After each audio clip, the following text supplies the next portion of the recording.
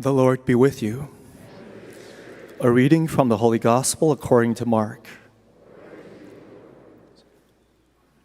Jesus said to the crowds, "This is how it is with the kingdom of God. It is as if a man were to scatter seed on the land and would sleep and rise night and day, and through it all the seed would sprout and grow, he knows not how. Of its own accord the land yields fruit, first the blade, then the ear, then the full grain in the ear. And when the grain is ripe, he wields the sickle at once, for the harvest has come." He said, "To what shall we compare the kingdom of God, or what parable can we use for it?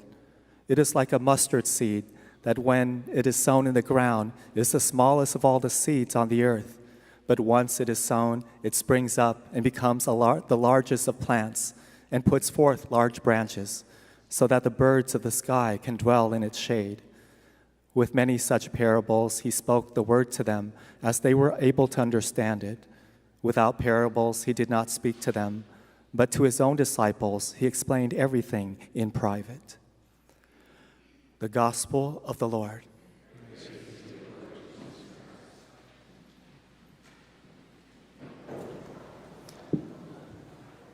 What is the theme of today's readings?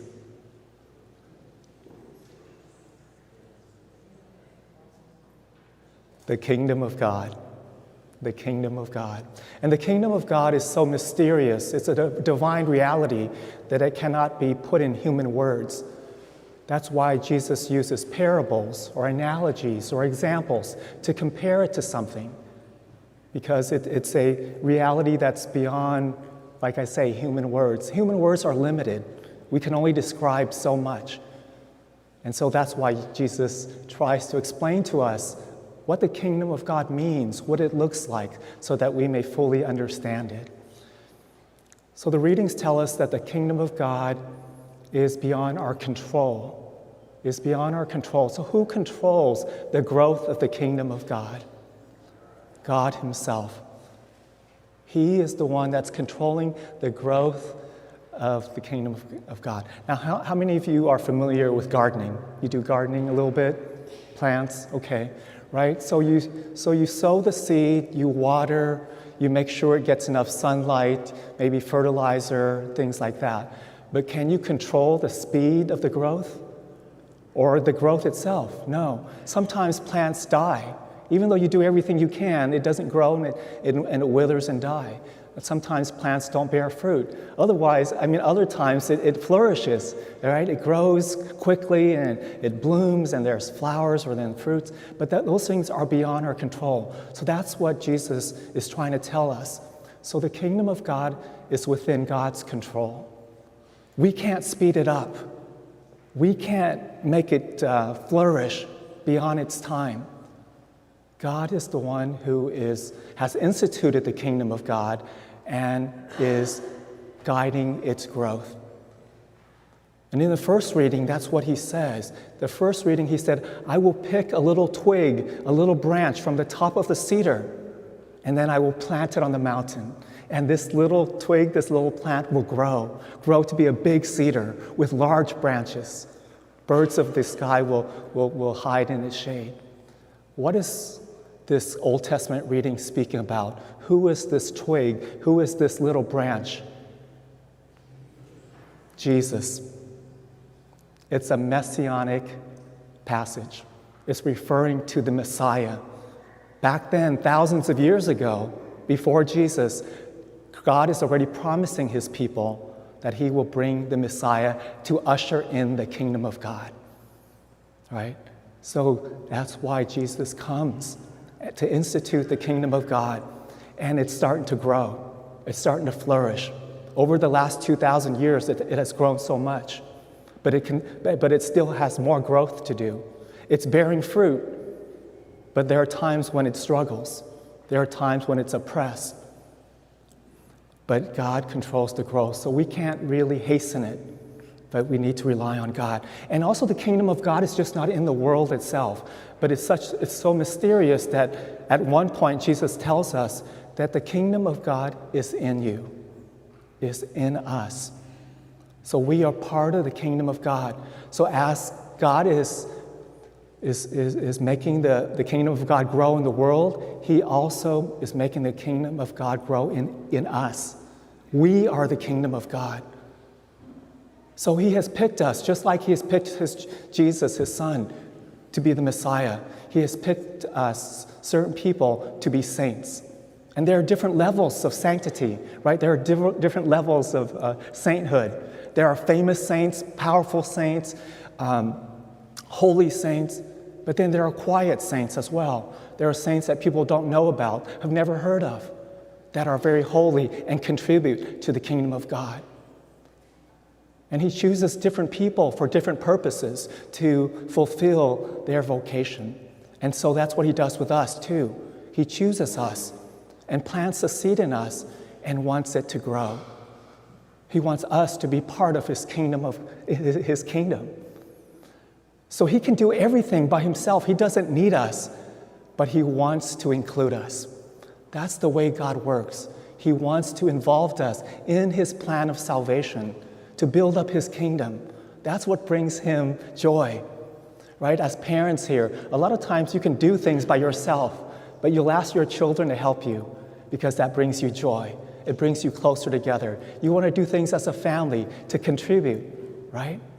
And so that's sort of how God works. So he gives us a choice. Do we want to participate in building his kingdom or not? He doesn't force us. He invites us and wants to include us.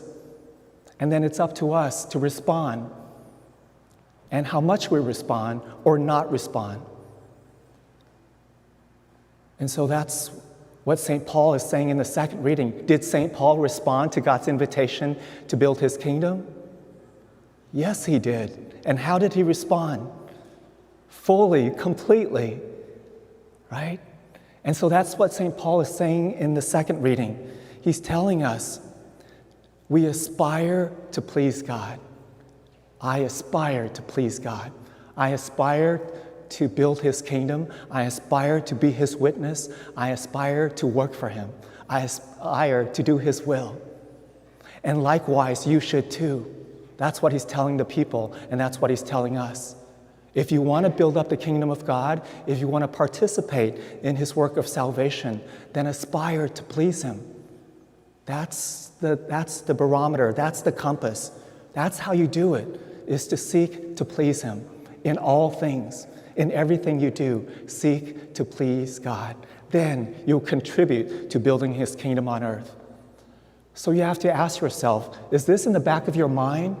Do you seek to please God in your daily life, in your actions, in your choices? Do you seek to please him, or do you seek to please yourself, to go with your impulses, your desires? Or do you seek to please other people, or do you seek to please the world? Whose side are you on? That's the question. There are two kingdoms at work in the world, the kingdom of God and the kingdom of the enemy. The enemy is trifold. It's very powerful. Who is part of the kingdom of the enemy? Satan. Who else? The world. And who's the third enemy? The flesh. Our fallen human nature. That's the enemy. So we have to recognize the enemy in order to identify the enemy and beware of the enemy. So we need to be aware of our own brokenness, our own fallen human nature, our tendency to rebel against God, our tendency and inclination to sin, to go over to the dark side. We have to recognize that and fight against it. Fight against that impulse to give in to temptation, to give in to sin, pride, anger, hate, all those things, right? And then we have to beware of the world, because the world is against God. We have to beware of what the world tells us, social media, our friends, the news. We have to take everything with a grain of salt. Is this true? Is this consistent with the kingdom of God or not? So many Catholics buy into the values of the world and openly oppose the kingdom of God. We have those. And so where are we? We have friends and families, Catholics, who are not practicing the faith. They are siding with the enemy. taking issues, taking sides that are contrary to the teachings of Jesus, contrary to the kingdom of God. And then the third is the devil, right? The third is the devil. He is using us, he's using the world, he's using social media, he's using COVID, he's using everything he can to fight against the kingdom of God. So we need to be aware of that. That's the trifold enemy. So which side are you on? Do you sometimes lean to the other side? Or do we seek to please God in all things? When we please God in all things, then we're on his side. We're building his kingdom. But when we don't, then we're opposing his kingdom. We're resisting his kingdom. We're fighting against his kingdom when we don't do what is pleasing to God. And then St. Paul also says as well, we are courageous. Twice he said that. We are courageous. And you have to be in order to be on God's side, in order to build up his kingdom, because there's so much resistance, there's so much opposition, there's so many trials. St. Paul suffered tremendously for being on God's side, for preaching the gospel, for bearing witness to Christ. He suffered, he was persecuted, and finally he was killed and beheaded. But he was courageous. He didn't back down. At some point he could have said, this is too much suffering. I don't need this. But did he say that? No. He presses on. He said, I am courageous. Whether in the body or out of the body, I don't care. I want to live for the Lord. But many of us are not as courageous. Many of us give in to social media, friends, and so on. We don't want to be ostracized. We don't want to be different. We don't want to stand out. So we blend in, we follow.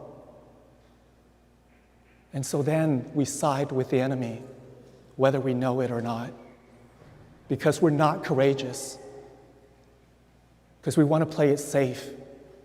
We want to be comfortable. We want to be liked. We want to be accepted. But then we're not courageous. Holiness isn't easy. The kingdom of God isn't easy. Jesus said that from the start. He said, if you want to be my disciple, you have to take up your cross daily and follow me. That's part of the job description. If you want to be faithful to me, you will be persecuted. You will be hated. What do you want to do? And then ultimately, all of us will have to stand in front of God. After we pass this life, all of us will be judged according to our deeds, our choices. St. Paul tells us that. So, Jesus reminds us of the kingdom of God today and how it is at work in the world. We are in a spiritual warfare, whether we know it or not. There's two kingdoms at war, the kingdom of God and the kingdom of the enemy. What side are you on? Jesus wants to involve us. He wants us to make us holy. He wants us to build up his kingdom of God.